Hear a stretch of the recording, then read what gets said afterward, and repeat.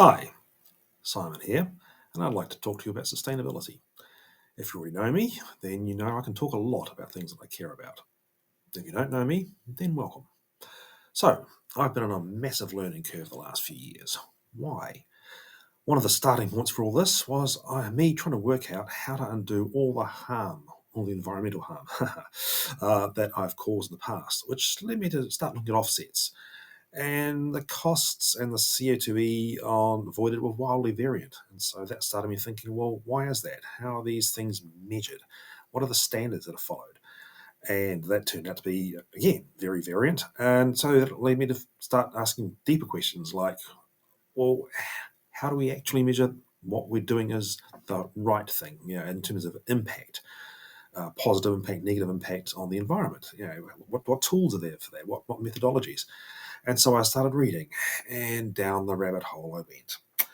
And by which I mean have read thousands of articles. I've done a bunch of courses, which I'll show you that later on. But most importantly for all of this, I've collated all the things I've learned into a knowledge base. When I say knowledge base, it's really a OneNote document. And here it is.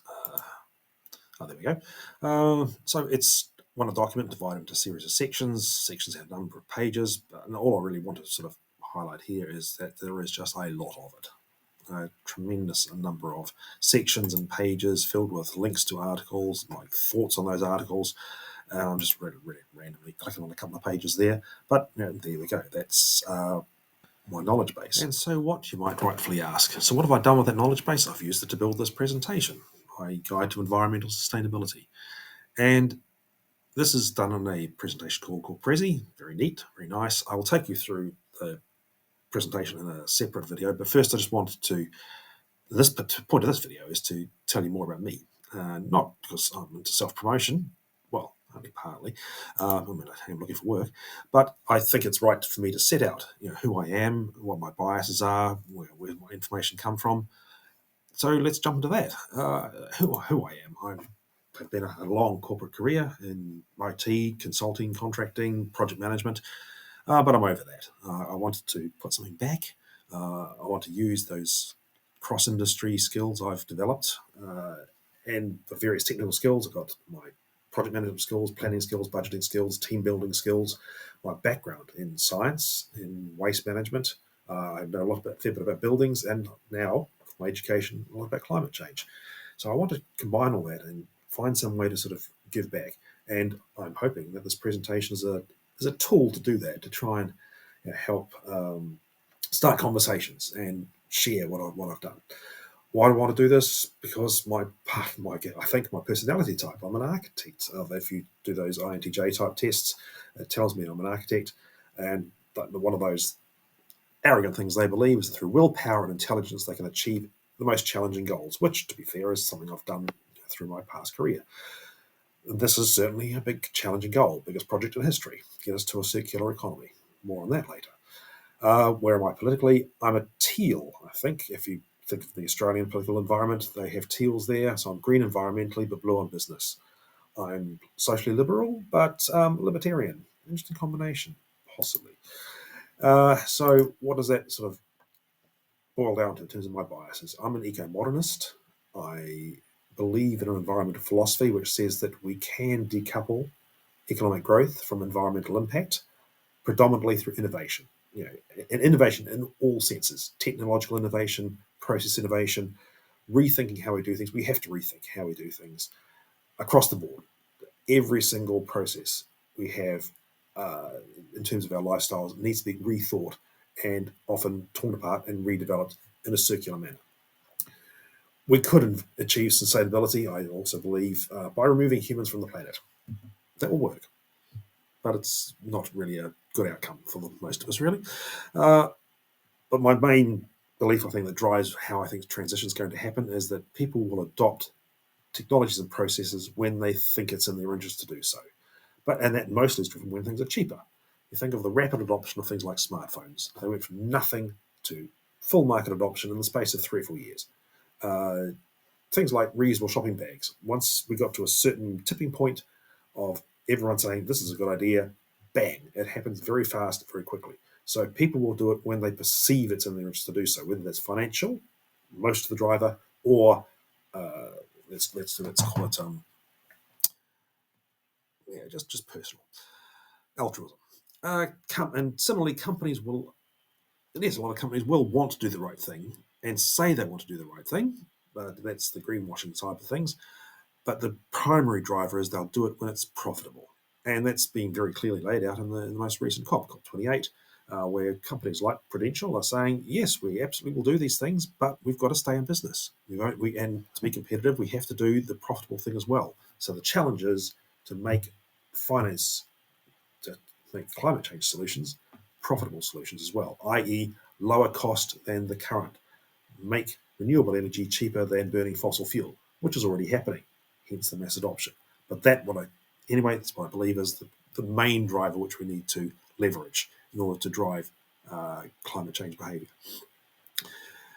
I also believe you can't bully or guilt mass change.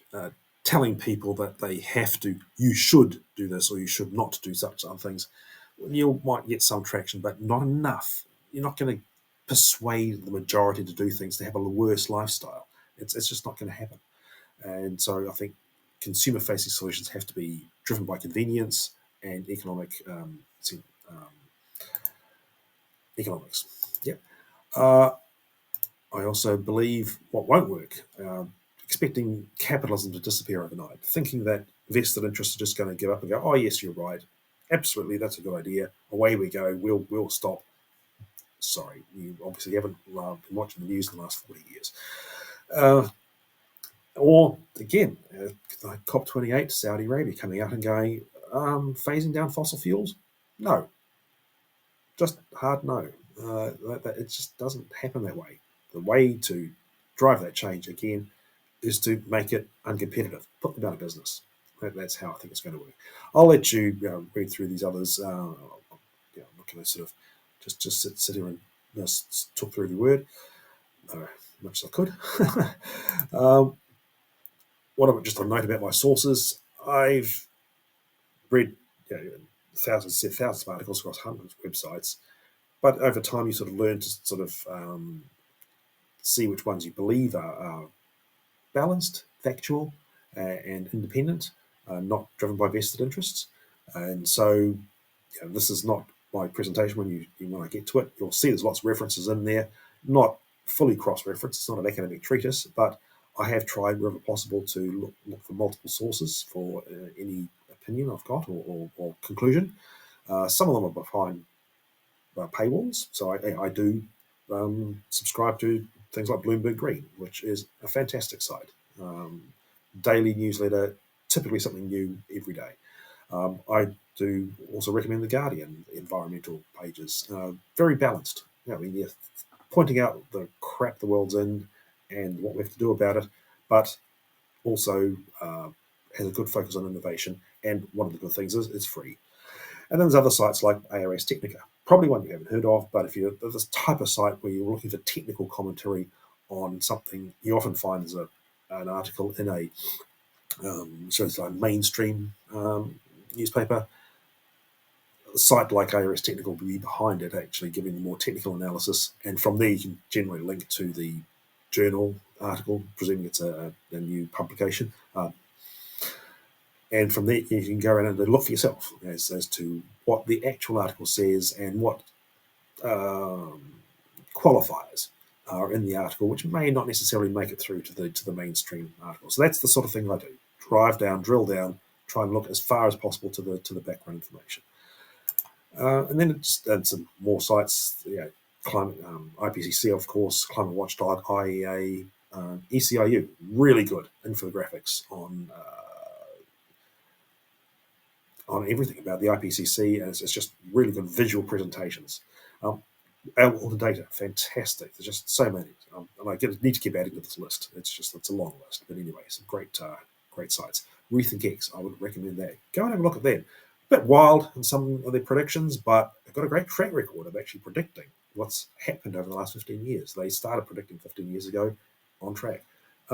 Interesting site. And just my certifications. You see here ones from different, mostly online universities. Oh, online universities, but no, these are not things they just hand out for nothing. Most of them have to nominal cost, but still subscribed courses, 6 or 7 weeks of assignments generally, so non-trivial in general, and I'm proud of what I've done for most of these. Particularly this on this page here, the Sustainable Business Change Agent. That was actually 4 6-week courses. Unfortunately, I did it during one of the COVID lockdowns, so it only took me 4 weeks. But anyway, so I think that's enough about me, and I will pause this here. And hopefully, if you've got any comments or any on any of that, please put some comments on the video. Subscribe, as people always ask people to do. Otherwise, I'll hopefully see you on the next video. Thank you.